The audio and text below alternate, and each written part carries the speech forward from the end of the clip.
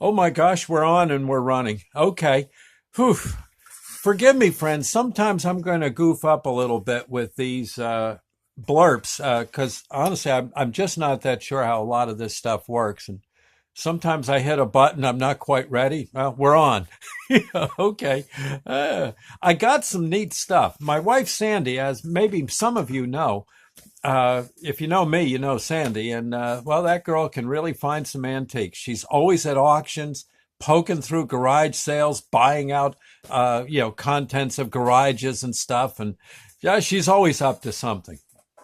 And she takes the stuff early in the morning, sells it at flea markets. It's her thing, and she does very well. She's definitely definitely good at it.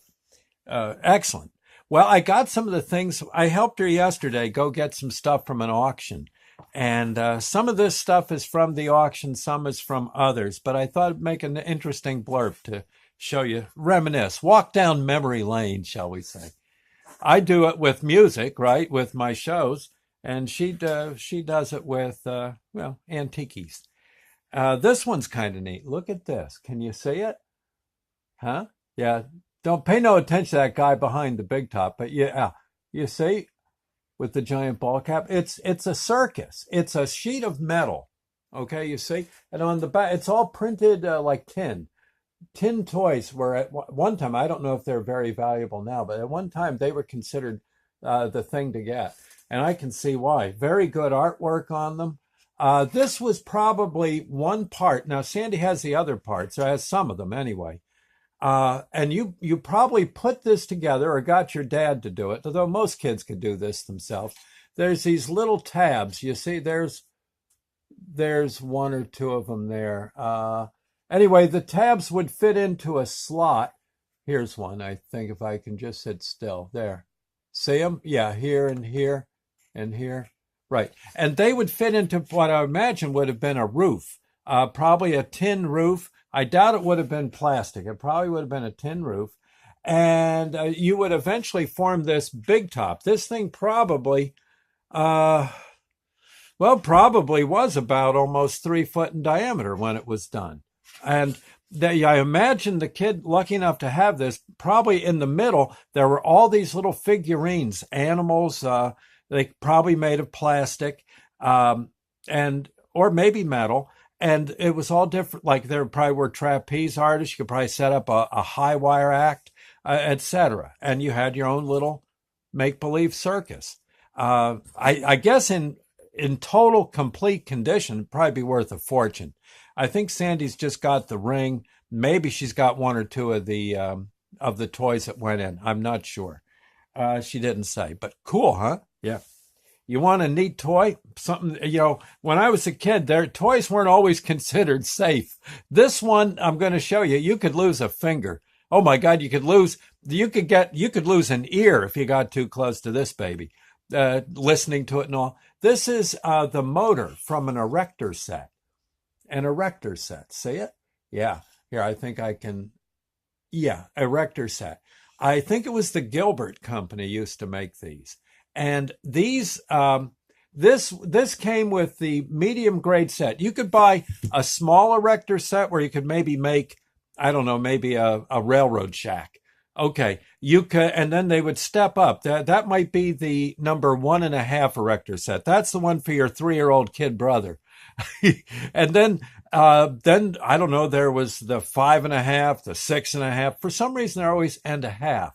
I don't know why, but I seem to remember that being the case. This came from, I think, the 6.5 and anything, maybe 5.5 and up. And this baby would allow you to make things like merry-go-rounds, steam shovels. You would again, an erector set was basically all these sheets of very thin sheet metal pressed into girder shape. There were all different types and styles of connecting mechanisms. You did this basically with a screwdriver, a little tiny sharp screwdriver, and little bolts. And you could be hours working on making a skyscraper. And if you had a big enough set with one of these, you could stick an elevator in it. You could have a merry-go-round that actually moved around. Yeah. You could build an army tank, I'm sure, except it couldn't go anywhere, but maybe you could make the turret move. Yeah. Because these things weren't battery operated.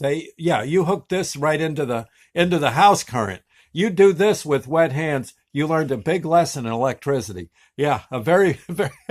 Now, when this thing was on, there was no stopping it. You had gears and this little gear shift knob. I don't know. Again, yeah, there I see it. Yeah, little gear shift. Maybe get it in this light over here. Boy, I tell you, there you go. And you could move that around to reverse, high speed, medium speed. And man, if you got your shirt sleeve caught in that, it was curtains. You were pulled in. You actually, yeah, you learned a valuable lesson in construction life. If something like an electric motor is moving, don't wear loose clothes.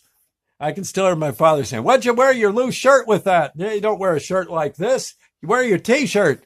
God, I love a duck. Look at you now. You're all stuck in that darn thing and bleeding." Many a day I come running out of the bedroom screaming with the erector set stuck on my earlobe or something. Oh my gosh. But it was fun. Yeah.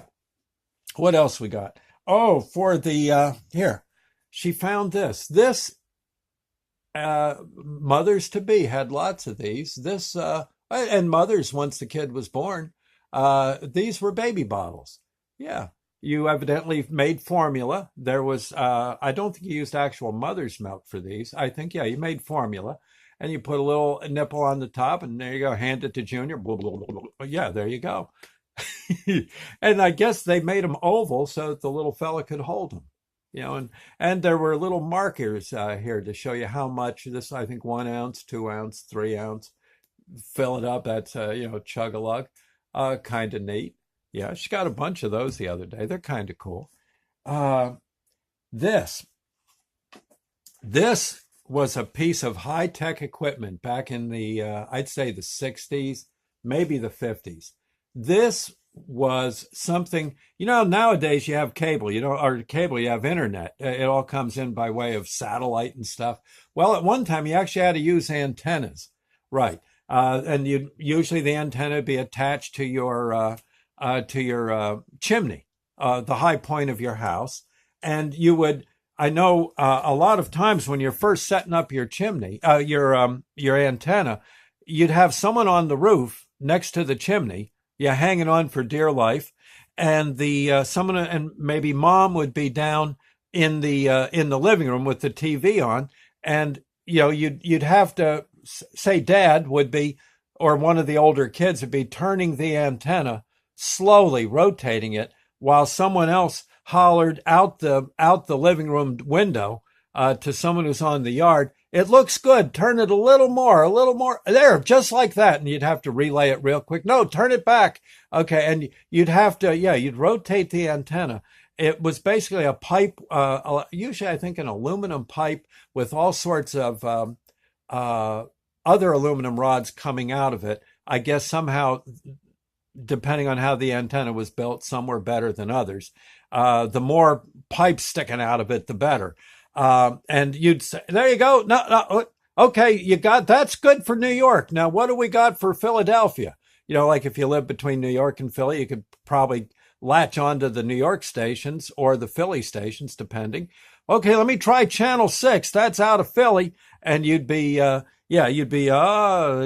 okay, that's not too bad. Wait a minute, turn it a little, try turning it a little to the left. And you turn it a little to the left. And there's, hey, we're getting Philly and New York. This is great. Now, can we get Newark?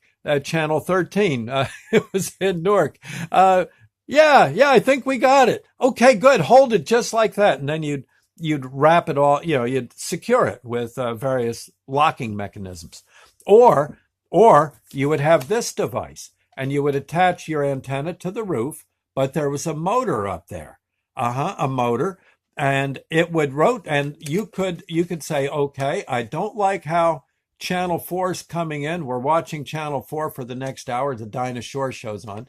And you could move this, and I guess, I don't think there was a button to hit. It's just when you did this, the antenna would then up on the roof would actually rotate. You didn't have to climb up.